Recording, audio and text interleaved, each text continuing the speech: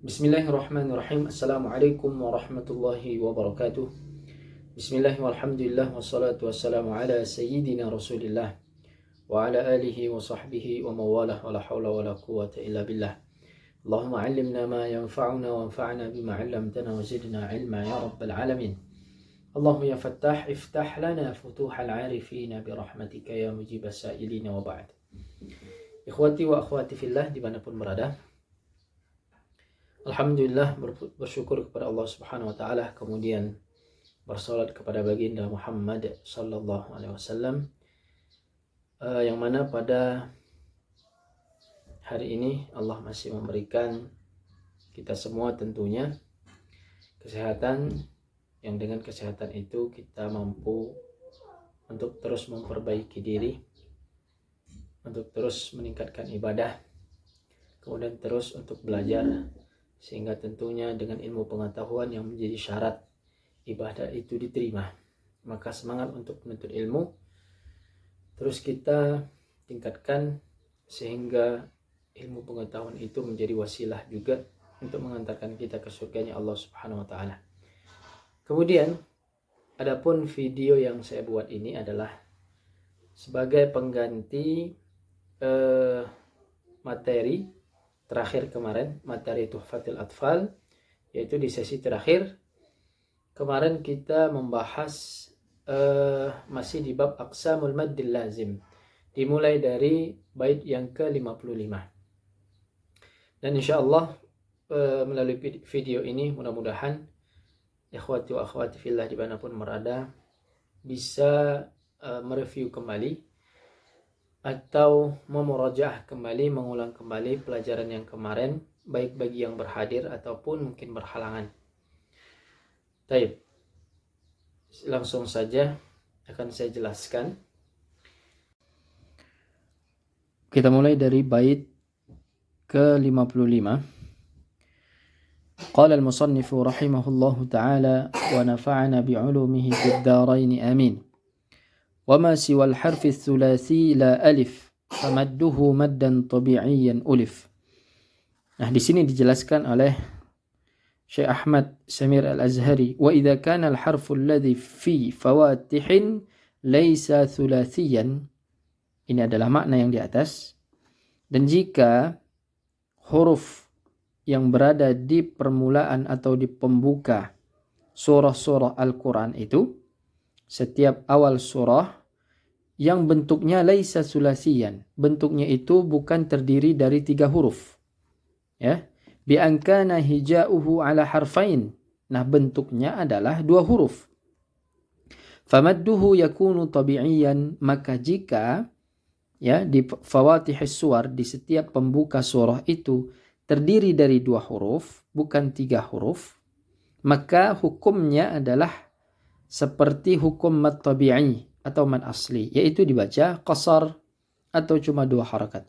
Wa hadza huwal ma'luf wal masyhur, inilah yang memang sudah menjadi ketetapan para ulama, ya. Kemudian ini adalah masyhur di kalangan para ahli qira. Walam yarid ghairu dzalik, dan tidak ditemukan gitu ya selain daripada keputusan hukum seperti itu. Ammal alifu fala yumaddu abada. Dan adapun alif ya, huruf alif dan tulisannya seperti ini, alif, maka dia tidak akan pernah dimatkan, tidak pernah akan dibaca 2 harakat, 4 harakat atau 6 harakat ya selamanya. Kenapa? Karena komposisi alif itu tidak ada di tengah-tengahnya, pertengahan hurufnya itu huruf mad, sehingga tidak dibaca mad. Begitu juga dia bukan terdiri dari 2 huruf yang akhirnya ketika dibaca 2 harakat, ya. Begitu juga dengan hamzah selain daripada alif, tidak ada di situ komposisinya huruf mad. Li'adami tawassutihi harfu maddin, karena ketiadaan pada tengah-tengah hurufnya itu huruf mad. Kalau tidak ada huruf mad, maka dia tidak boleh dibaca mad. Seperti huruf nun gitu ya. Ada nun, waw dan nun. Gitu ya. Nun, waw dan nun, maka dia akan dibaca Mad ketika di awal surah maka dia dibaca 6 harakat karena menjadi mad lazim harfi mukhaffaf. Nah itu. Baik, kemudian pada bait berikutnya وذاك أيضا في فواتح السور في لفظ حي طاهر قد انحصر. Nah, yang demikian itu yang dijelaskan di atas tadi yang kategorinya disebut atau dihukumkan mad tabi'i ialah fi fawatihis suwar yang terdapat di awal-awal setiap surah. Yang mana huruf-huruf apa saja yang dihukum dia seperti mad tabi'i fi lafzi hayyan tahir yang terkumpul kemudian dirangkum menjadi lafaz hayyin tahir.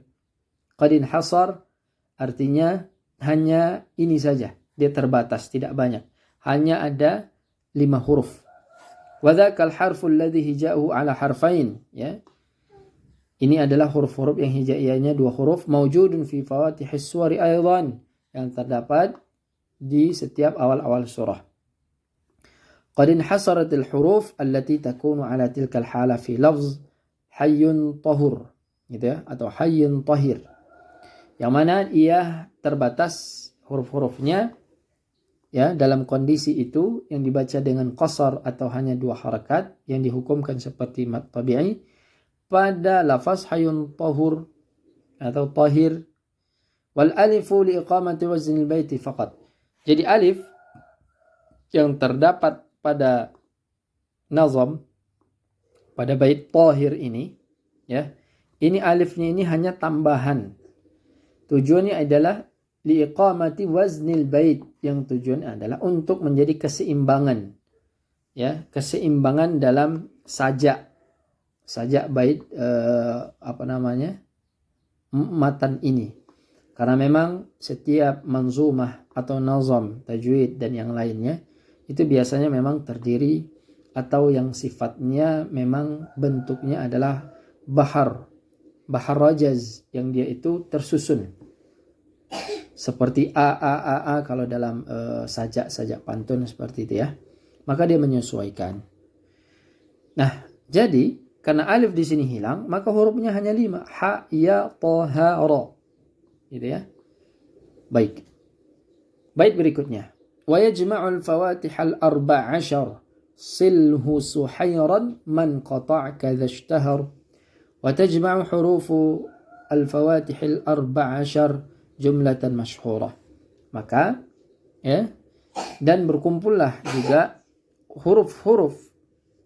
semua huruf-huruf pembuka setiap awal surah itu semuanya terkumpul dirangkum sebanyak 14 huruf. Dan ini adalah jumlah masyhurah. Ini adalah bilangan jumlah yang memang masyhur di kalangan para ahlu Qur'an. Mana saja yang 14 itu? Wahia silhu suhairan man qata'aka. Itu 14 ada sad, lam, ha, sin, ha, ya, ra. Kemudian ada mim, nun, qaf, ta, ain, dan kaf. Ya, kalau kita hitung 1, 2, 3, 4, 5, 6, 7, 8, 9, 10, 11, 12, 13, 14. Oke. Ada sad, lam, ha, sin, ha, ya, ra, alif di sini. Kemudian mim, nun, qaf, ta, ain, kaf. Ada 14 huruf. Inilah huruf-huruf yang kita temui di setiap awal surah. Jika memang diawali dengan pembuka-pembuka seperti huruf-huruf ini atau huruf-huruf yang menjadi ayat mutasyabihah, gitu ya. Alif lam mim dan seterusnya. Alif lam ra, kaf ha ya ain sad. Yang lain-lain taha yasin, semuanya ada 14. Ini adalah huruf-hurufnya. Insyaallah mudah untuk difahami dan contoh-contohnya akan kita lihat pada halaman berikutnya. Baik, kemudian di sini dijelaskan ya, tujma'u hurufu fawatih as-suwar kulliha fi jumlah silhu suhairan man qata'aka. Dan ini terbagi atau dirangkum menjadi 4 bagian. Yang mana yang pertama adalah dari 14 itu maka dibagi ada 4 pos di sini. Yang pertama alif. Alif pada kalimat suhairan. Di sini ada alif. Maka alif di sini minha ma la yumaddu abadan wa huwal alif. Maka alif yang biasa kita temui di alif lam begitu ya. Alif lam mim. Maka alifnya itu tidak pernah dimatkan selama-lamanya. La yumaddu abada li'adami tawassutihi harfu maddin. Karena memang di tengah-tengah huruf alif ini tidak ada terdapat huruf mad. Baik alif, baik waw ataupun ya sukun. Yang kedua, wa minha ma yaqsuru daiman. Oke. Bagian kedua adalah di mana huruf-huruf itu selamanya dibaca qasar, 2 harakat saja. Ada 5 huruf. Huruf ha, huruf ya, huruf ta, huruf ha, huruf ra.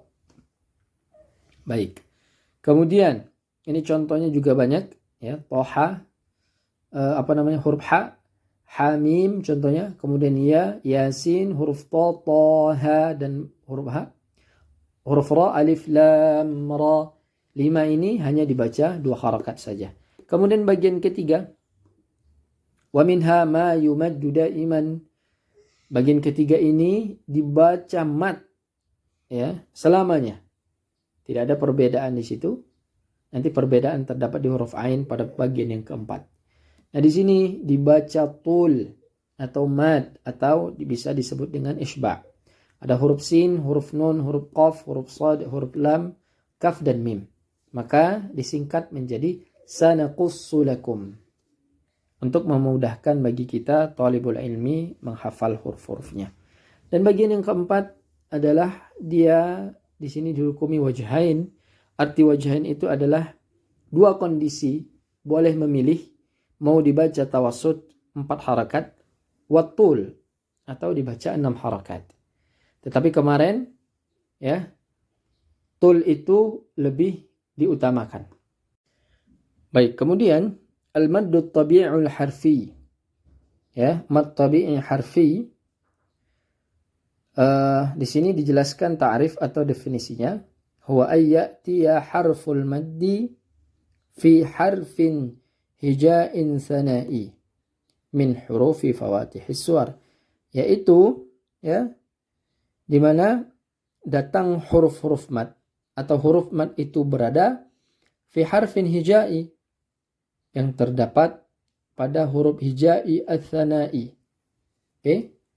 Yang sifatnya berbentuk 2 huruf.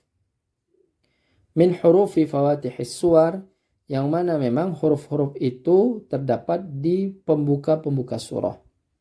Ada beberapa nanti surah menggunakan huruf mad tabi'i harfi itu. Dan huruf-hurufnya 5 ahrufin majmu'atun fi jumlah. Ada 5 huruf yang dia itu dirangkum pada jumlah hayun tahur. Ada ha, ya, ta, ha dengan ra.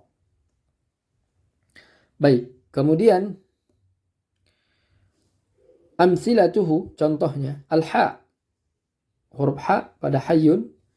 Contohnya di ayat hamim. Ha di sini adalah mad tabi'i harfi. Hanya dibaca, dihukumkan seperti tabi'i, yaitu hanya 2 harakat. Hami, hami, gitu ya. Hamim. Kemudian ya. Yasin. Kemudian ta dan ha. Pada awal ayat, taha. Tidak boleh melebihi itu, hanya dibaca 2 harakat. Taha. Kemudian ra pada awal ayat ini, alif lam ra. Ra-nya 2 harakat. Baik. Miqdaru maddihi, maka takaran atau panjangnya mad itu ukurannya adalah harakatan wafiyatan duna ziyadatin aw nuqsan, yaitu hanya dibaca 2 harakat yang sempurna. 2 harakat, tidak boleh ditambah atau dikurangi. Maka persis seperti kita membaca mad tabi'i, seperti mad tabi'i atau mad asli biasanya. Al-khatimah, yaitu penutup ya, pada bait 58, 59 sampai 61.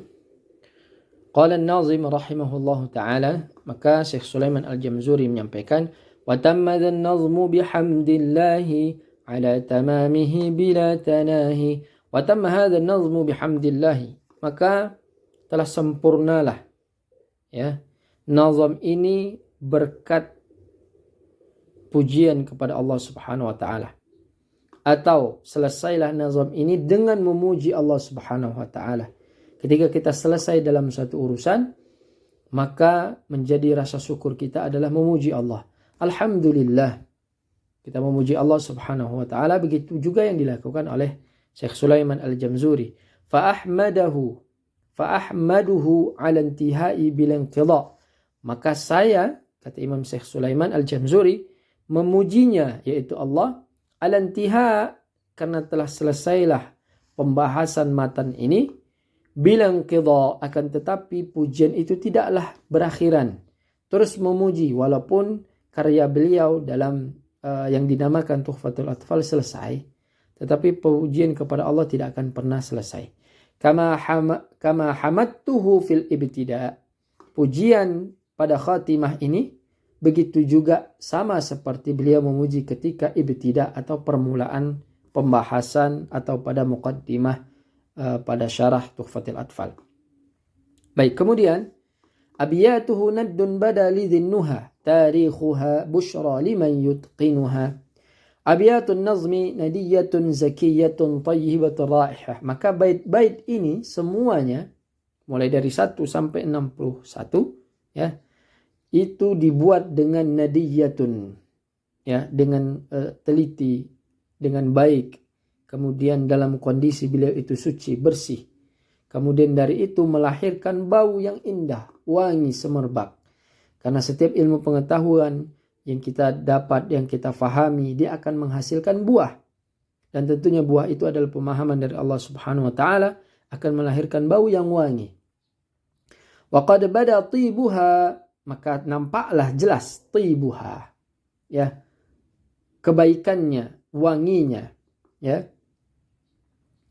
Liulil uqulir rajihah, artinya nampak jelaslah wanginya itu, keindahan ilmu itu bagi orang-orang yang mempunyai akal yang rajih, akal yang sehat, akal orang-orang yang mampu memahaminya dengan baik.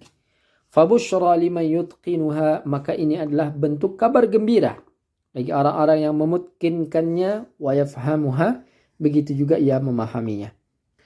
Wal baitu yufsihu an adadi abyatil manzumati wa tarikhiha. Bait ini adalah menjelaskan tentang bilangan atau jumlah bait-bait manzumah, kemudian waktu kapan penyelesaian karyanya oleh Syekh Sulaiman Jamzuri bi tariqati hisabul jummal, dengan metode yaitu dengan hitungan jumlah atau hitungan matematika zaman dahulu yang disebut dengan al-hisabul jummal. Baik, kemudian di sini juga dijelaskan lagi faqauluhu naddun bada, maka pernyataan Syekh Sulaiman Jamzuri kalam naddun bada pada di sini ialah ini menjelaskan isyarah ila adadil abyat, menunjukkan ini adalah ini adalah kode gitu ya, untuk menunjukkan banyaknya bilangan bait. Oke, sekarang kita tafsilkan. Kita kita jelaskan setiap hurufnya. Naddun bada, di sini ada nun, dal, ba, dal dan alif. Alif maksur di situ. Pertama nun, di sini dinilai 50. Dal 4, ba 2, dal 4. Dan alif itu 1. Gitu ya. Alif itu 1. Fayakunul majmu', maka jumlah keseluruhannya pada huruf-huruf yang sudah disampaikan itu adalah 61 bait. Ini menjelaskan tentang jumlah seluruh bait pada matan ini. Wa qawluhu busyra liman yutqinuha. Adapun perkataan Syekh Sulaiman Jamzuri tentang busyra liman yutqinuha ya, walaupun secara harfiah kalau kita artikan ini adalah busyra, kabar gembira. Gitu ya. Liman yutqinuha, bagi orang yang memutkinkannya. Akan tetapi bukan hanya kabar gembira itu saja, melainkan ini adalah isyaratan ila tarikhi kitabatil manzumah. Ini menunjukkan ya terkait masa atau tahun kapan beliau menyelesaikan karya indah ini. Baik, falba pada busyra itu 2, shin 300, ra 200. Alif maksur itu 10, lam 30, mim 40, nun 50, ya 10, ta 400.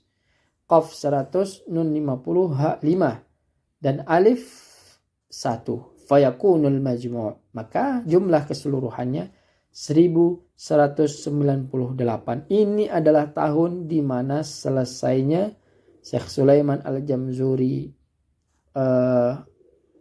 menyelesaikan karyanya, yaitu Matan Tuhfatil Atfal. Baik, kemudian thumma salatu wassalamu abada ala khitamil anbiya'i ahmada thumma usalli wa usallim daiman wa abada.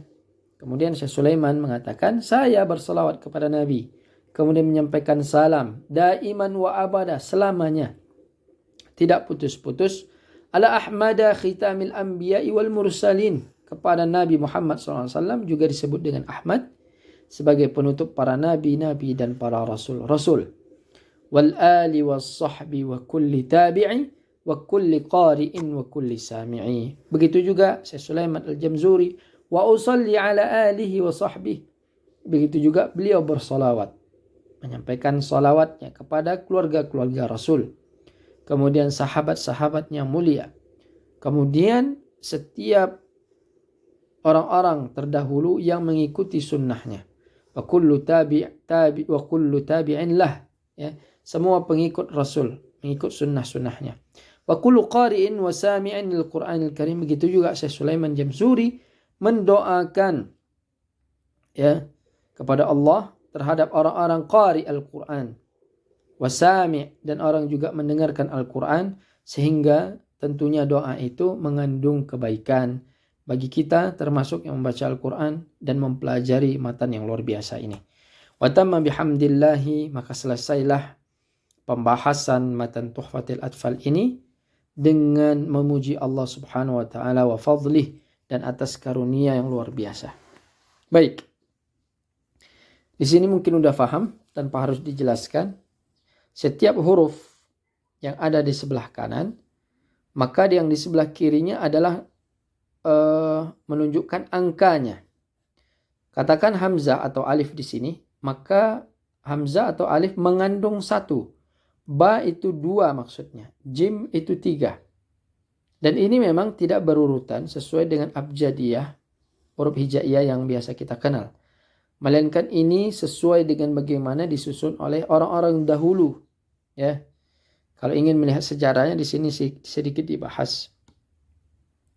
Hisabul jummal hiya tariqatun hisabiyyatun tuda'u fiha ahrufil hijail arabiyyah muqabil al-arqam. Jadi hisabul jummal ini adalah metode perhitungan yang memang diletak pada setiap huruf-huruf hijaiyah itu, ya, di depannya ada angka, dia mempunyai nilai. Katakan di sini umpamanya huruf shad, nilainya 90. Jadi orang zaman dahulu ketika terjadi transaksi, mereka tidak menulis angka saja. Kadang sering menggunakan huruf, yang memang huruf ini mereka tahu setiap huruf itu memiliki nilai tersendiri. Baik. بحيث يأخذ الحرف الهجاء القيمة الحسابية للعدد الذي يقابله وقف الجدول المذكور. Ya, dengan melihat bahwa setiap huruf hijaiyah itu memiliki memiliki ukuran tersendiri, memiliki nilai sendiri dalam perhitungan, untuk kemudian dilihat di setiap huruf di depannya itu ada angka yang disesuaikan. Maka bisa dilihat di jadwal mazkur yang di atas. Maka setiap angka-angka itu di depannya ada masing-masing huruf. Wa tusamma hisabul abjadiyah. Ini juga dinamakan dengan hisab perhitungan abjadiyah melalui abjad. Fatartibuha al-abjadiyatil qadimah. Maka penyusunan ini memang mengikut dengan metode abjad kuno, abjad lama. Wahia, cara membacanya ialah abjad, hawaz, hutti, kalamun, sa'fas, qarashat, thakhad, bozo. Nah ini.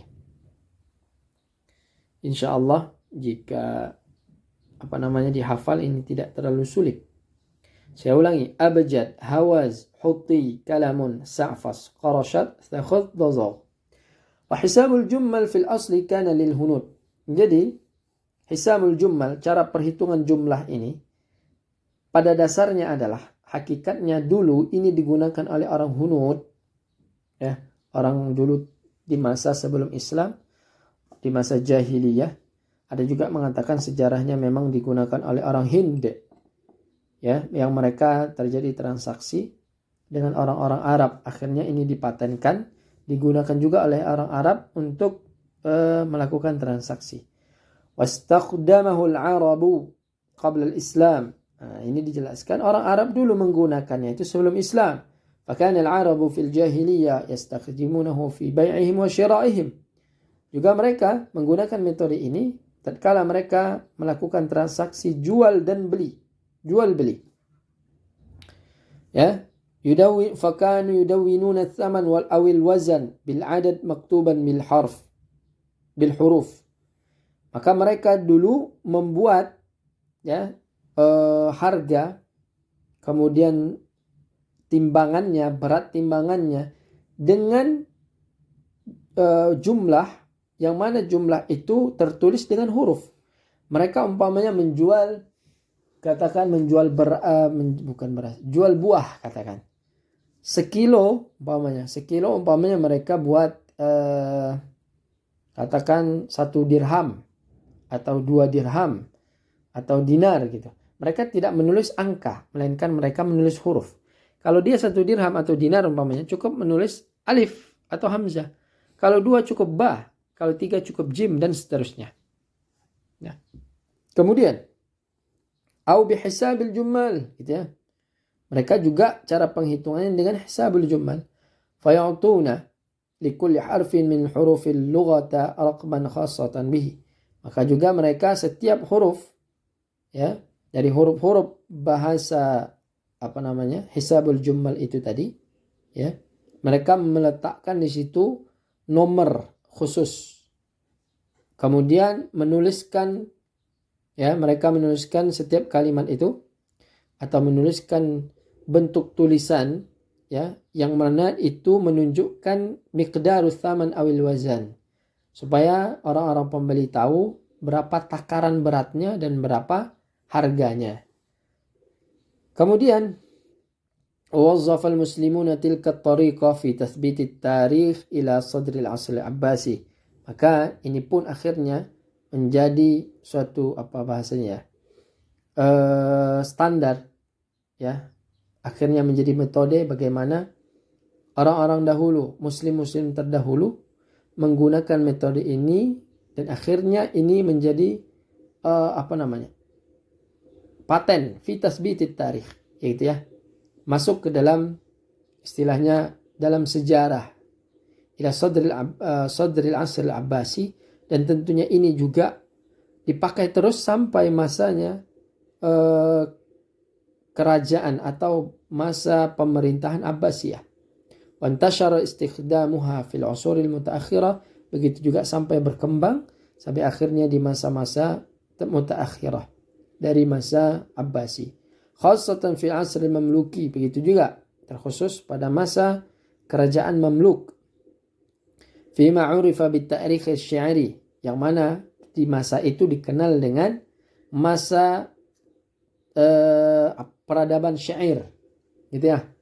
Dikenal dulu masa ini orang-orang suka bersyair, orang-orang suka membuat syair, kemudian menyampaikan syair dimanapun, ya, terkhusus mungkin di khalayak ramai. Alladzi dhalla ma'rufan mustakhdaman ila zamanin qarib, dan akhirnya tentunya itu berkembang terus dan digunakan. Kama nara fi manzumati Tuhfatil Atfal wal Muqaddimah Jazariyah wa ghairiha min al-mutunil ilmiyah. Ya, sebagaimana juga kita lihat, Hisabul Jummal itu ada pada Tuhfatil Atfal, begitu juga dalam matan Jazari dan matan-matan lainnya. Wallahu ta'ala a'lam. Jadi ikhwati wa akhwati fillah, alhamdulillah ini yang bisa disampaikan. Mudah-mudahan bisa diulang kembali, di murajaah. Jika memang ada yang kurang difahami, kurang jelas, insya Allah bisa ditanya di grup ya. Kalaupun mungkin sifatnya privasi atau mungkin segan atau malu, silakan hubungi admin. Barakallahu fikum wa jazakumullahu khaira. Assalamualaikum warahmatullahi wabarakatuh.